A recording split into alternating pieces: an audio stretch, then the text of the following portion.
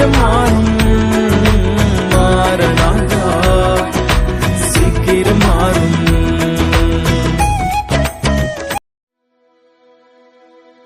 ஆண்டவராகிய இயேசு கிறிஸ்துவின் நாமம் மகிமைப்படுவதாக.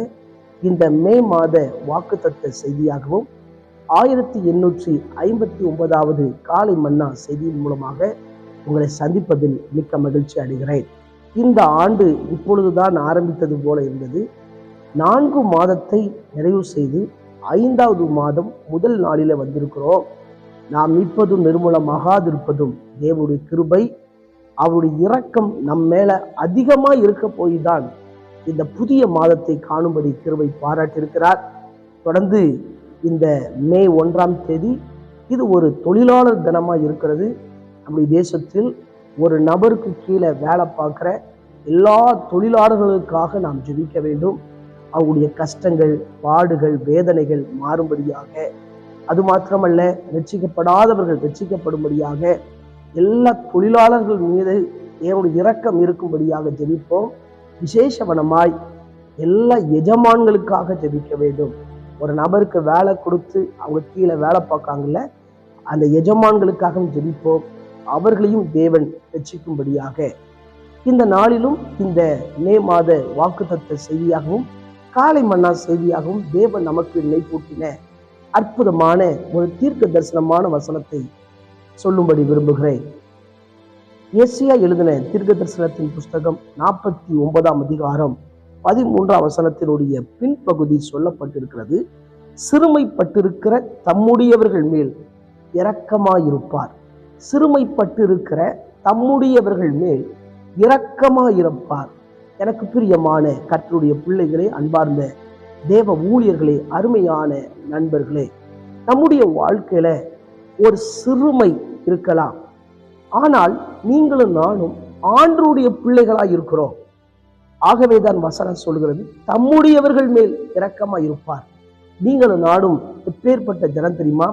தேவனால் முன்குறிக்கப்பட்டவர்கள், தேவனால் அழைக்கப்பட்டவர்கள், சியோனுக்குரிய வாசிகளா நாம் இருக்கிறோம். ஆனால் இந்த பூமியில நமக்கும் சில சிறுமை போன்ற பாடுகள், கஷ்டங்கள், தனிமை, ஏழ்மை, அது மாத்திரல வறுமை, இப்படிப்பட்ட சூழ்நிலை இருக்கலாம். ஆனால் தேவன் நிச்சயமாய் நம்முடைய வாழ்க்கையில உதவி கரத்தை நீட்டப் போகிறார். அவர் இரக்கத்தை வைக்கப் போகிறார். தேவனுடைய பிள்ளைகள் பாபிலோனில அடிமைப்பட்டிருக்கும் போது அவர்களை தேவன் விடுவித்து கம்பீரமாய் சந்தோஷமாய் கொண்டு வந்த நாளில் பாடப்பட்ட வசனங்கள் தான் இந்த வசனங்கள். இந்த சூழ்நிலையில அவங்களுடைய வாழ்க்கையில சிறுமையை அனுபவித்தார்கள். சிறுமை என்றால் நான் சொன்னேன், ஏழ்மை, தனிமை, நம்முடைய வாழ்க்கையில பல துன்பங்கள், கஷ்டங்கள். ஒரு கர்த்தருடைய பிள்ளைக்கு இதெல்லாம் வரும்போது தேவன் சமூகத்துல அடங்கி இருக்காங்க பாத்தீங்களா, தேவனுடைய கரத்துல இருக்காங்க பார்த்தீங்களா. இந்த உலக வாழ்க்கையோடு தொடர்பு இல்லாமல் பிரித்தெடுக்கப்பட்டவர்களாய், என் ஆண்டவர் எதை செய்தாலும் நன்மைக்குத்தான் செய்வார், தீமைக்கு செய்ய மாட்டார் என்ற நம்பிக்கையோடு இந்த பாடுகளும் என்னை விட்டு கடந்து போகும், எனக்கு ஒரு நாள் விடுவிப்பார் என்று சொல்லி தேவனுடைய கரத்துல இருக்காங்க பார்த்தீங்களா. நிச்சயமாய் அவர்களுக்கு தேவன் ஒரு இரக்கத்தை கொடுக்க போகிறார். இந்த மாதத்தில் தேவன் உங்க மேல ஒரு இரக்கத்தை காமிப்பார். அவருடைய இரக்கத்தை காமிக்கும் போது உங்க வாழ்க்கையில இந்த வசனங்களுடைய பின்பகுதியில சொல்லப்பட்டிருக்கிறது, பரலோகத்தை சார்ந்த சியோன் ஜனங்கள், தேவன் என்னை கைவிட்டார், ஆண்டவர் என்னை மறந்தார், இப்படிப்பட்ட வார்த்தைகளை சொல்றாங்க. அது மாத்திரமல்ல, ஸ்திரியானவள் தன் கர்ப்பத்தின் பிள்ளைக்கு இறங்காமல் தன் பாலகனை மறந்தாலும் நான் உன்னை மறப்பதில்லை என்ற வசனங்களை சொல்லப்பட்டிருக்கிறது. அதோடு மாத்திரமல்ல, இப்படி தேவன் என்னை கைவிட்டார், மறந்தார் என்று சொல்லும்போது தேவன் சொல்லுகிறார், என் உள்ளங்கைகளில் உன்னை வரைந்து வைத்திருக்கிறேன், உன்னுடைய மதில்கள் எப்போது என் முன் இருக்குது என்று சொல்லி உங்க வாழ்க்கையில பல கஷ்டத்துக்கு ஊடாய் சென்று கொண்டிருக்கலாம்.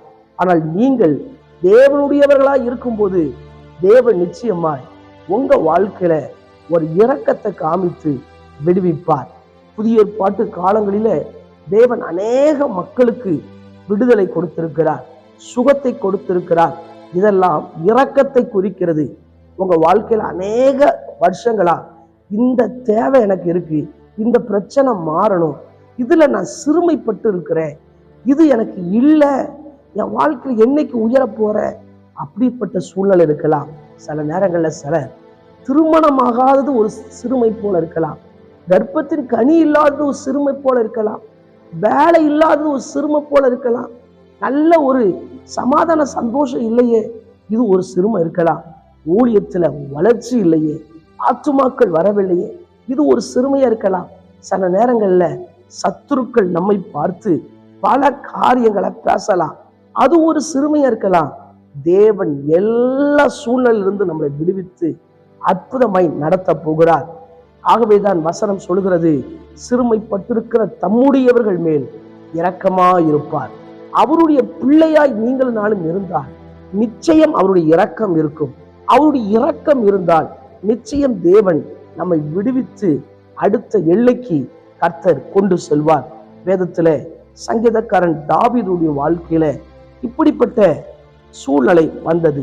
சங்கீதங்களின் புஸ்தகம் 25ஆம் அதிகாரத்துல 16, 17, 18, 19 ஆகிய வசனங்களை வாசிப்போம் என்று சொன்னால், என் மேல் நோக்கமாகி எனக்கு இறங்கும், நான் தனித்தவனும் சிறுமைப்படுகிறவனுமாயிருக்கிறேன், என் இருதயத்தின் வியாகுலங்கள் பெருகி இருக்கிறது, என் இடுக்கண்களுக்கு என்னை நீங்களாக்கிவிடும், என் துன்பத்தையும் என் வருத்தத்தையும் பார்த்து என் பாவங்களை எல்லாம் மன்னித்தருளும், என் சத்துருக்களை பாரும், அவர்கள் பெருகி இருந்து உக்கிர பகையாய் என்னை பகைக்கிறார்கள் என்று சொல்லப்பட்டிருக்கிறது.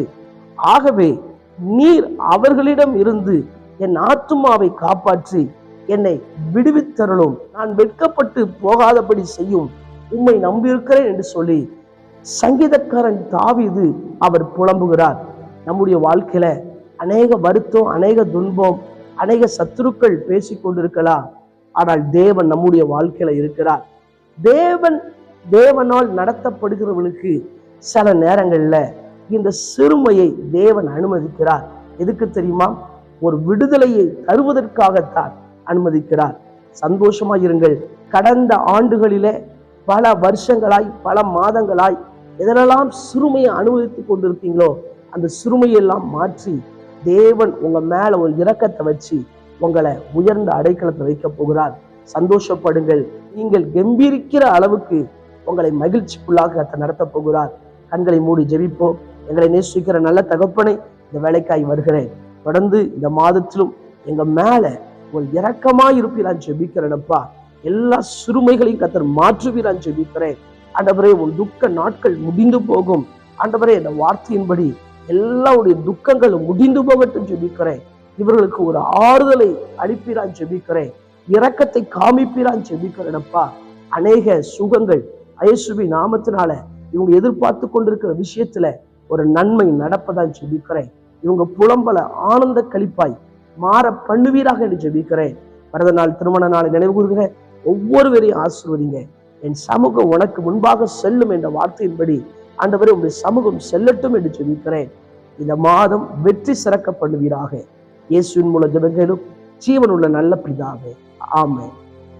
ஆண்டவர் சித்தமானால் மீண்டும் நாளை காலை புதிய காலை நான் செய்தி மொழியை சந்திக்கிறேன்.